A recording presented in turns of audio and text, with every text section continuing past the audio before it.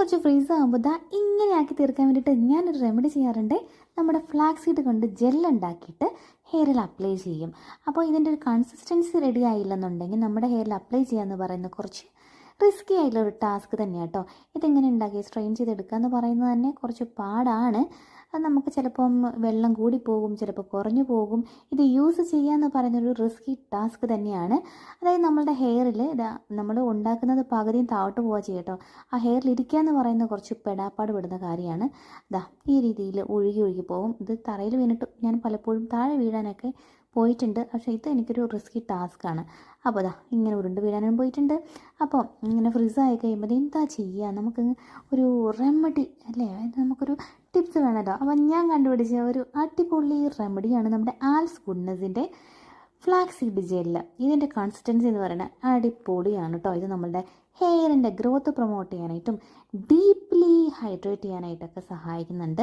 അതുപോലെ തന്നെ നല്ല സ്ട്രോങ് ആയിട്ട് നമ്മുടെ ഹെയർ ഇരിക്കാൻ സഹായിക്കുന്നുണ്ട്. നല്ല ഷൈനിങ് തരാനായിട്ടും ഹെയറിനെ പ്രൊട്ടക്റ്റ് ചെയ്യാനായിട്ടൊക്കെ സഹായിക്കുന്നുണ്ട്. അതുപോലെ ഫ്രീസ് ആയിട്ടുള്ള ഹെയർ ഉള്ളവർക്ക് അടിപൊളിയായിട്ട് ഇത് വർക്ക് ചെയ്യും. വിത്തിൻ 7 days നമുക്കിത് ഭയങ്കര ഡിഫറൻസ് തരും കേട്ടോ. Hair growth promote shampoo conditioner ഒന്നും യൂസ് ചെയ്യേണ്ട, വെറുതെ വാഷ് ചെയ്ത് കളഞ്ഞാൽ മതി. വിത്തിൻ 7 days ചാലഞ്ചിൽ ഞാൻ നിങ്ങൾ സ്കിന്നിൽ നമുക്കിത് ഈവനായിട്ട് അപ്ലൈ ചെയ്യാവുന്നതാണ്. 10-15 മിനിറ്റ് അല്ലെങ്കിൽ 20 മിനിറ്റ് വരെയൊക്കെ വെക്കാം. അതിനുശേഷം നോർമൽ വാട്ടറിൽ വാഷ് ചെയ്ത് കളഞ്ഞാൽ മതി.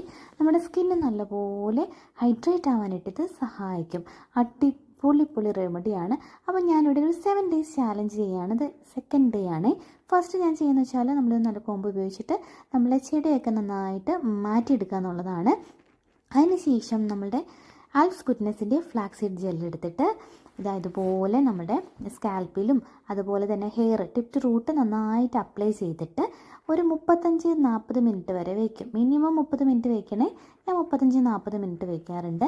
നമ്മുടെ ഹെയർ നല്ലോണം ലോങ് ആയിട്ടും തിക്കായിട്ടിരിക്കാൻ ആഗ്രഹിക്കുന്നവരും ഫ്രീ ആയിട്ട് ഹെയർ വയ്ക്കാൻ ആഗ്രഹിക്കുന്നവർക്കൊക്കെ ഇത് അടിപൊളിയായിട്ട് വർക്ക് ചെയ്യും കേട്ടോ.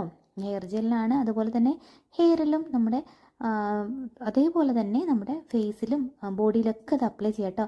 ഞാൻ എൻ്റെ കാല് ഡ്രൈ ആകുമ്പോഴത്തേക്കും ഒരു മോയ്സ്ചർ പോലെ ഇത് അപ്ലൈ ചെയ്ത് വയ്ക്കാറുണ്ട്. ഞാൻ എന്നിട്ട് ഒരു നൈറ്റ് തേച്ചിട്ട് സോക്സ് ഇട്ടിട്ട് മോർണിംഗ് കഴുകി കളയാറാണ് കേട്ടോ പതിവ്. അടിപൊളിയായിട്ട് ഇത് വർക്ക് ചെയ്യുന്നുണ്ട്. അത്ര നല്ലതാണ്. അപ്പോൾ ഇത് ആൽസ്കിൻ്റെ ഞാൻ യൂസ് ചെയ്യാനായിട്ട് കാര്യം എന്ന് വെച്ചാൽ ഇത് നമ്മൾ വീട്ടിലുണ്ടാക്കി എടുത്തിട്ടുണ്ടെങ്കിൽ അതിൻ്റെ കൺസിസ്റ്റൻസി ശരിയാവാറില്ല.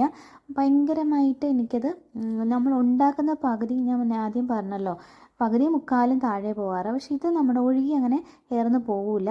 നമ്മൾ ഹെയറിലാണെന്നുണ്ടെങ്കിലും ഫേസിലൊക്കെ ആണെന്നുണ്ടെങ്കിലും അത് അങ്ങനെ തന്നെ സ്റ്റിക്ക് ഓൺ ചെയ്യാറുണ്ട്. അപ്പോൾ കുറച്ച് കഴിയുമ്പോഴത്തേക്കും